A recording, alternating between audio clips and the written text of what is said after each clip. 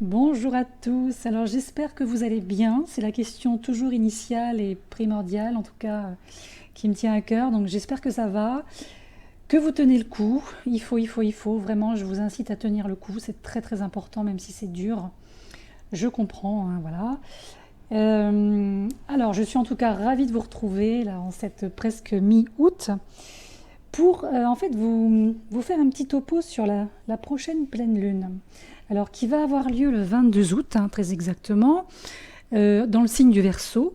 Et en fait c'est la deuxième pleine lune qui va se positionner en Verseau à un mois, disons, d'écart avec la précédente. Donc la précédente pleine lune a eu lieu fin juillet, et là nous allons avoir donc une deuxième pleine lune fin août dans le même signe.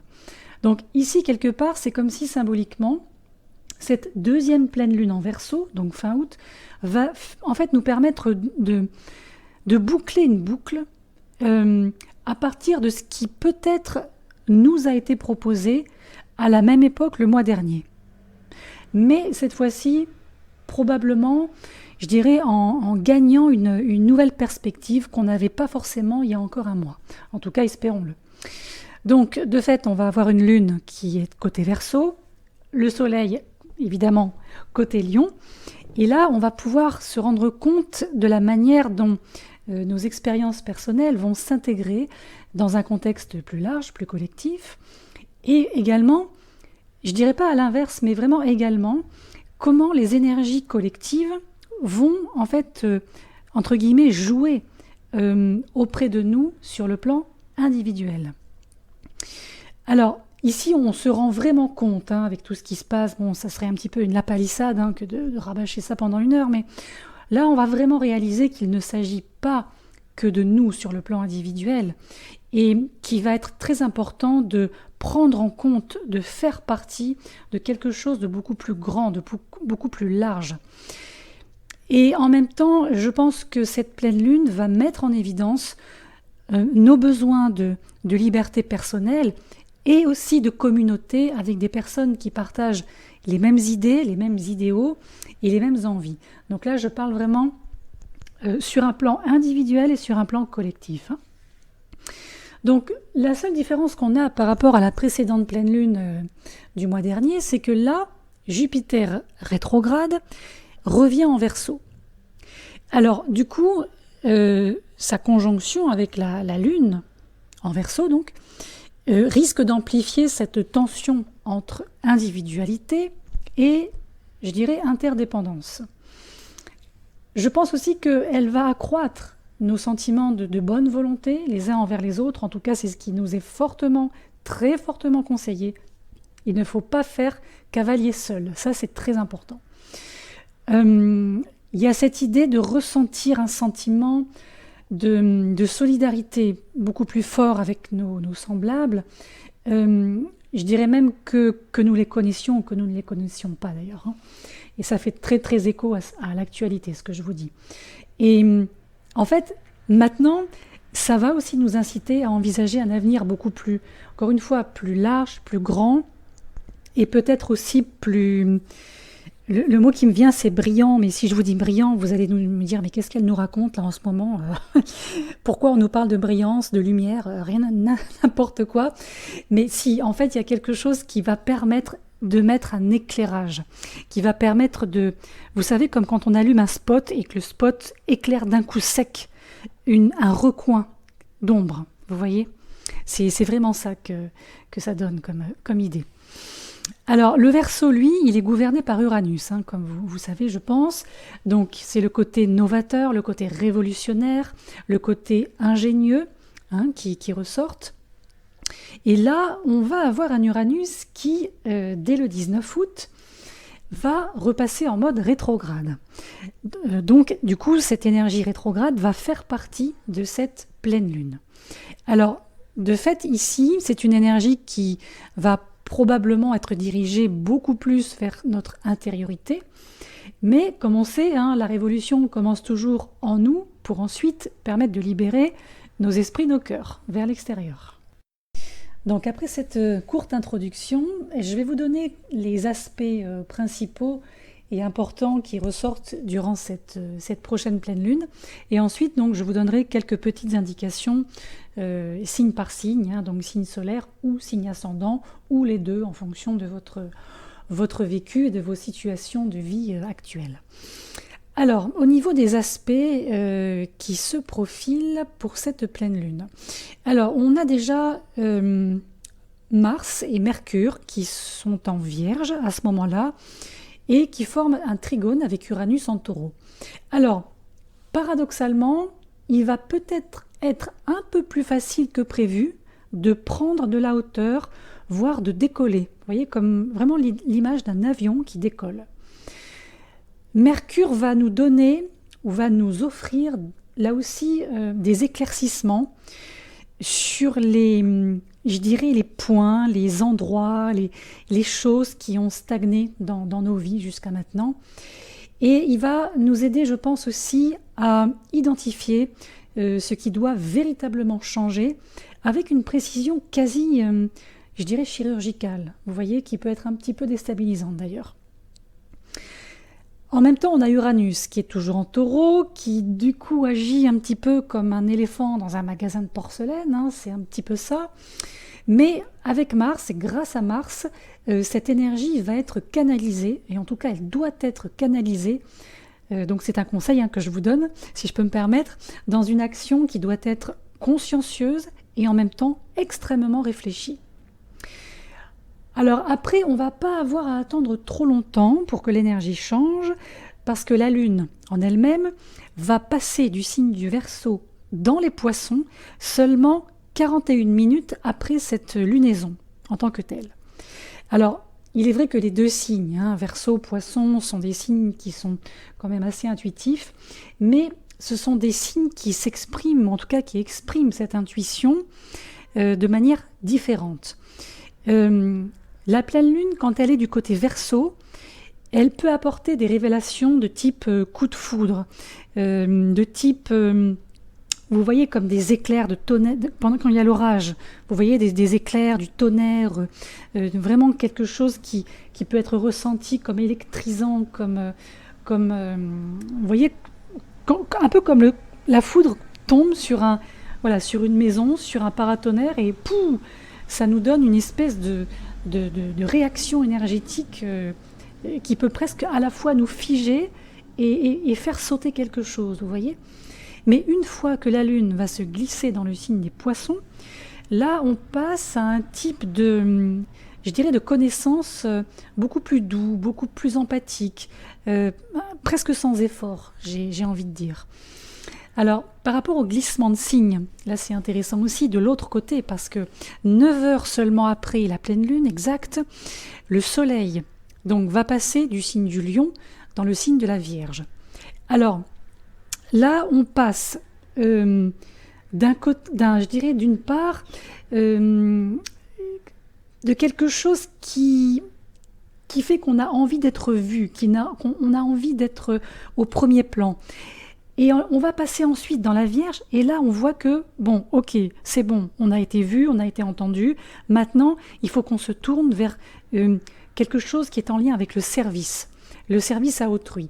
Et on va être beaucoup moins préoccupé par la façon dont les autres nous perçoivent individuellement, et on va être beaucoup plus tourné sur le fait de s'aligner, sur notre propre intégrité. Alors, Saturne, toujours rétrograde en Verseau pour le moment, hein.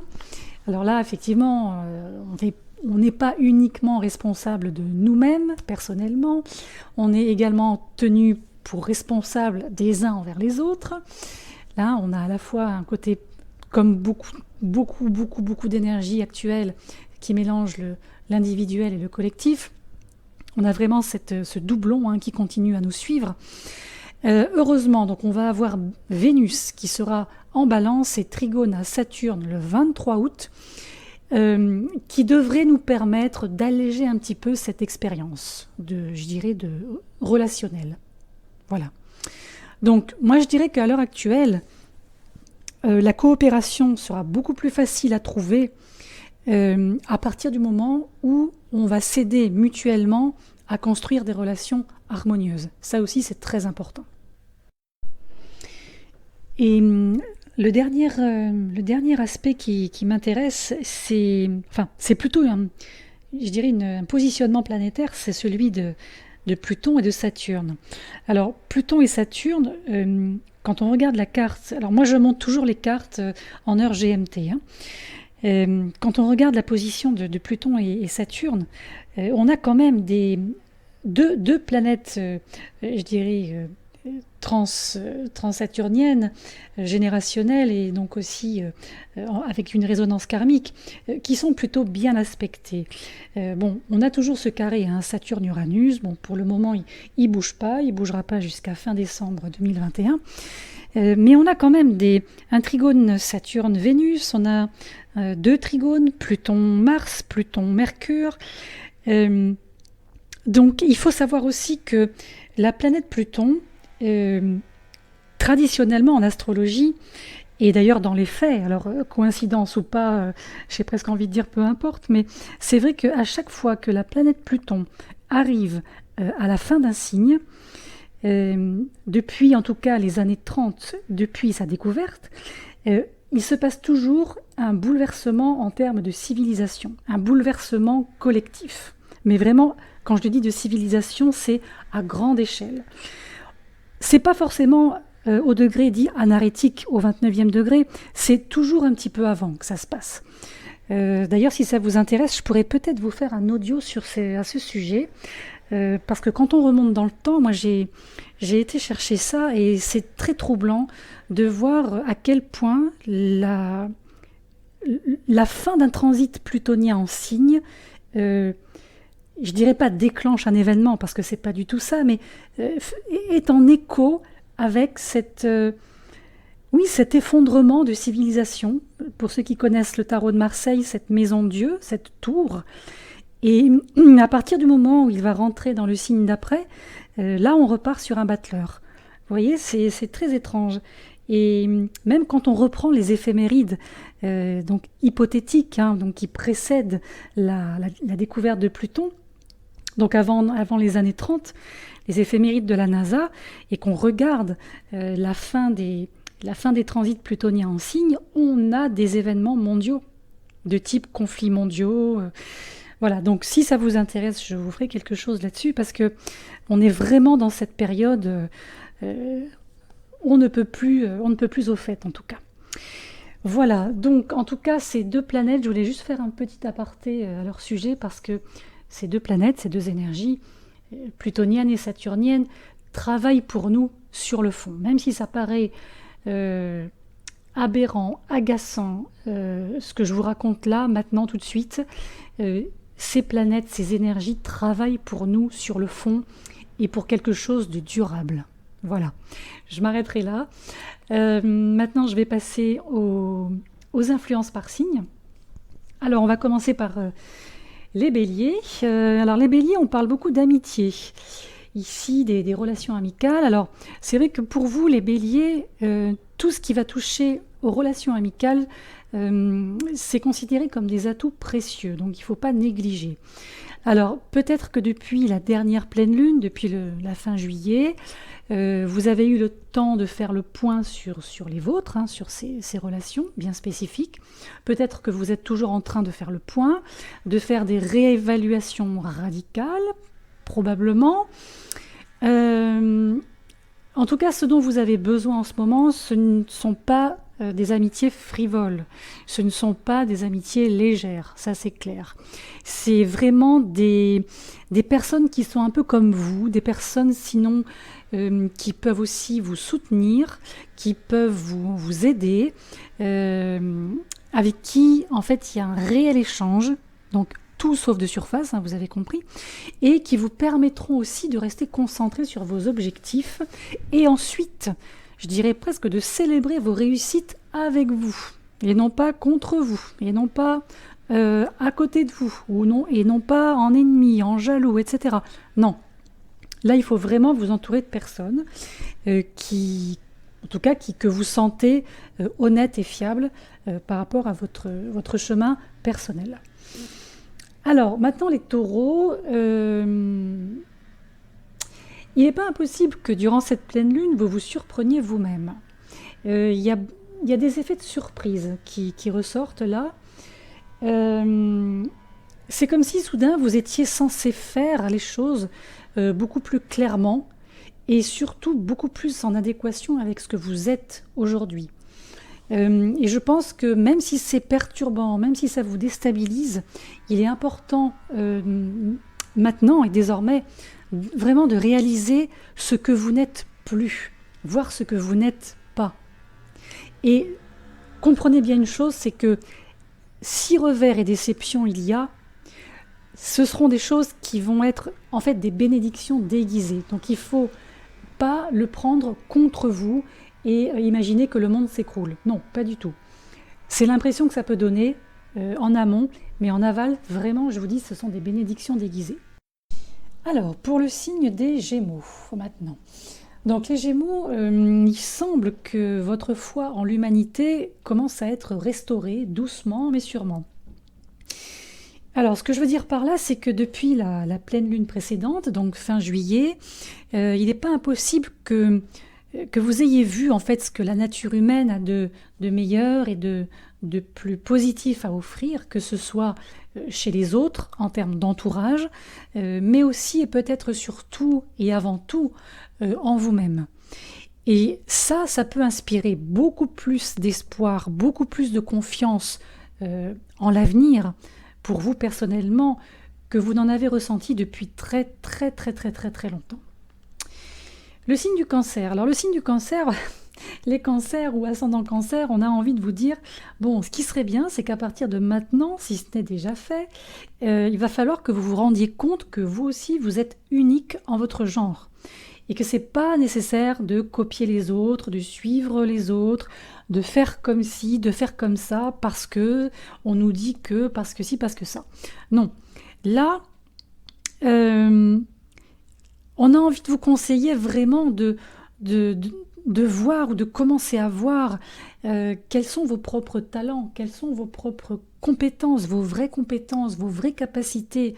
Et il va falloir maintenant les mettre en avant. Il va falloir les célébrer d'une certaine manière et surtout pas ou surtout plus les cacher. Cancer, vraiment, si je peux me permettre, ne vous cachez plus, ne vous cachez pas. Pour votre évolution, c'est vraiment important.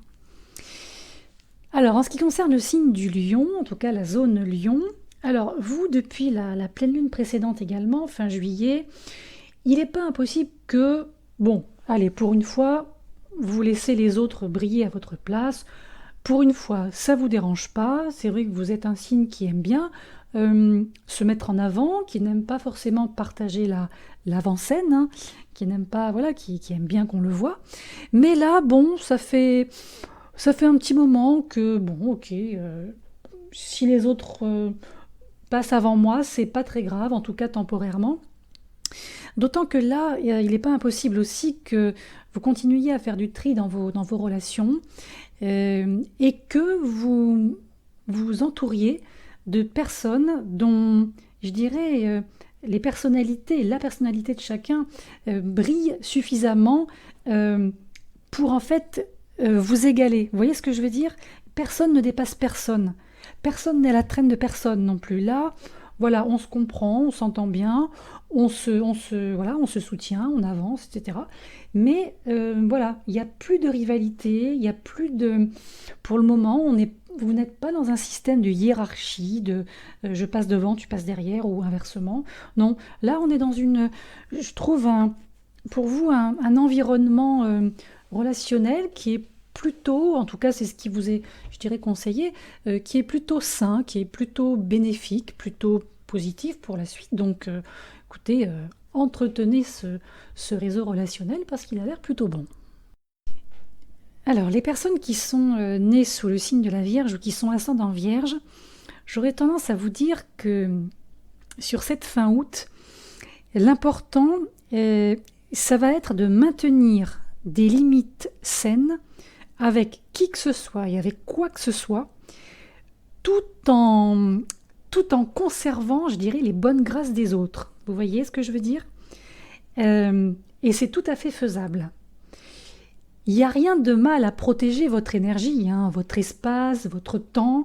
Et moi je pense que durant cette lunaison là, de la fin août, c'est quelque chose qui va pouvoir réellement changer la donne pour vous, parce que ça va permettre, en tout cas possiblement, d'ouvrir un tout nouveau monde de possibilités. Donc je pense que dans l'idéal, essayez quoi, comme ça on verra si ça fonctionne, mais je ne serais pas surprise que ça fonctionne. On joue sur les deux tableaux tout en gardant une limite, voilà, des deux côtés, et en restant un petit peu au milieu de tout ça. Alors pour le signe de la balance, la balance, on dirait que vous êtes dans un état d'esprit qui fait penser à... Vous savez, quand on dit la récompense vaut la peine d'attendre. Et là, on a l'impression que vous êtes presque content de retarder une gratification. Alors, laquelle, je ne sais pas, mais vous retardez quelque chose là. Alors, après, ça ne doit pas non plus vous obliger à vous priver de cette chose, hein, ici et maintenant. Mais en tout cas, bien que cette lunaison qui englobe donc certains projets, certains objectifs futurs, vous oblige à maîtriser tout ça pour le moment, hein, à peut-être être dans un léger repli. Ça ne vous empêche pas peut-être de vous divertir ou de préparer certains plans, certains projets aussi, de manière responsable.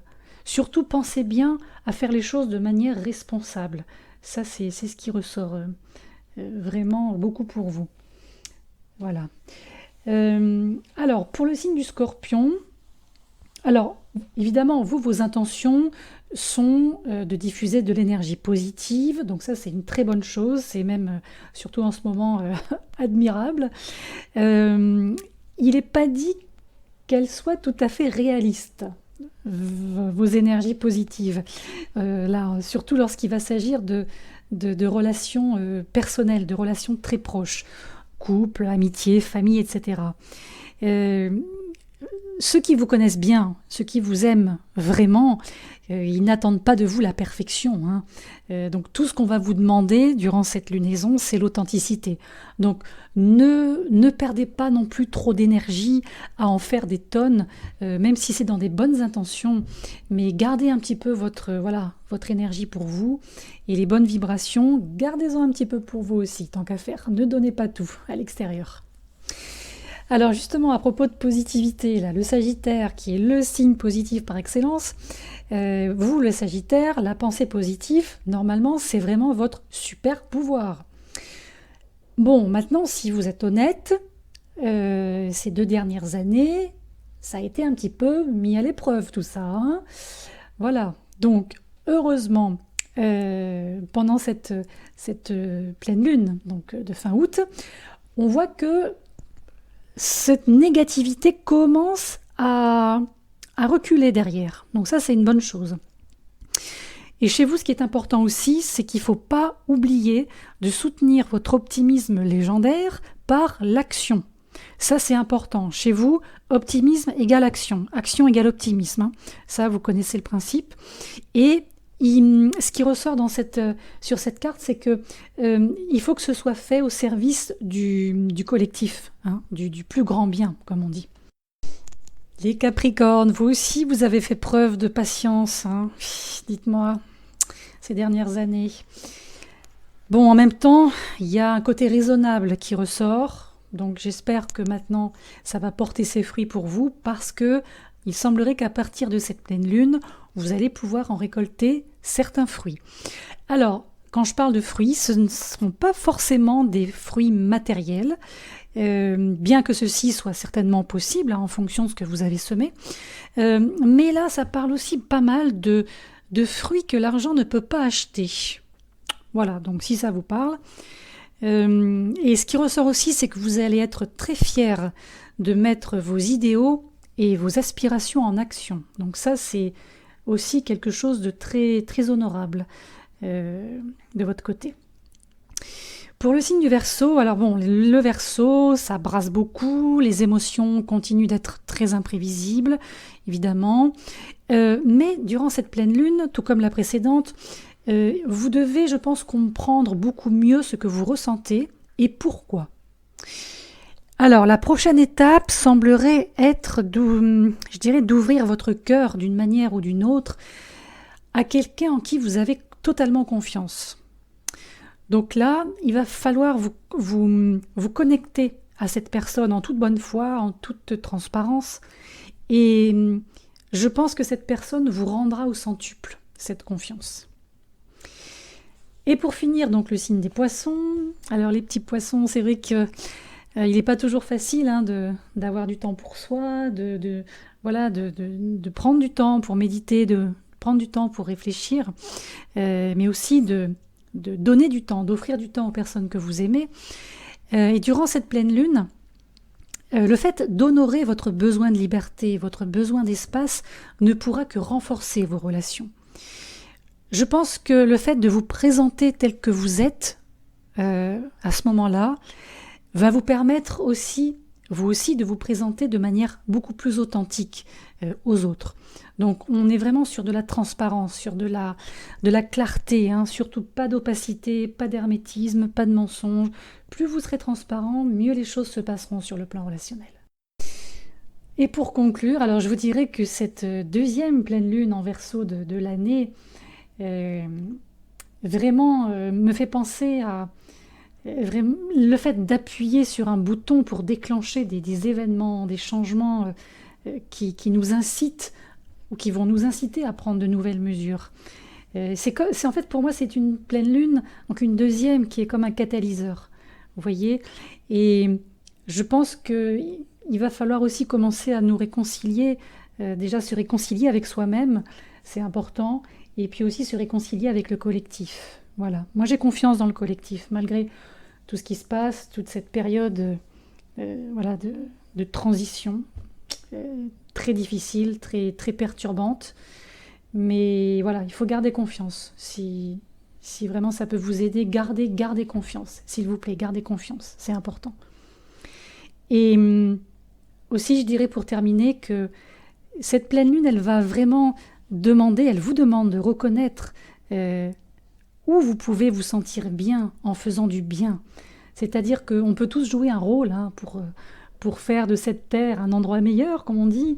Mais si vous n'en tirez aucune récompense personnelle, si vous n'en tirez aucune satisfaction personnelle, ça ne servira à rien. Et nos efforts, quels qu'ils soient, seront de courte durée. Donc il faut vraiment se réconcilier avec soi, se réconcilier avec le collectif et trouver où et comment vous pouvez faire une différence en mettant en place quelque chose que vous aimez, qui vous émeut, qui vous fait du bien. Vous voyez, c'est vraiment le creuset de cette deuxième lune en Verseau. Voilà, je vous embrasse et puis je vous dis à très vite.